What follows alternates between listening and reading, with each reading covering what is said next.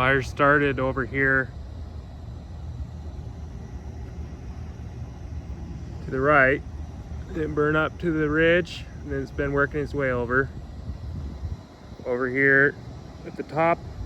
They started punching a hand line down. You can barely see the headlamps from the hand crew, and then that flame that's going down there, it appears is where the hand line is. It looks as if they're back burning it.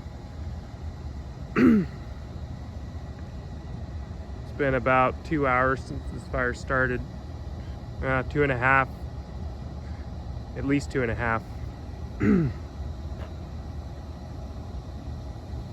I've been watching it since 7, it's like 9:30 now, so yeah, it just started maybe a little bit before 7. Over here, the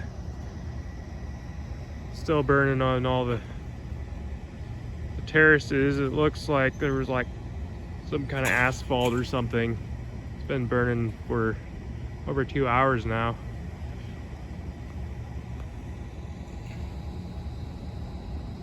I can kind of hear the saws sometimes from the hand crew.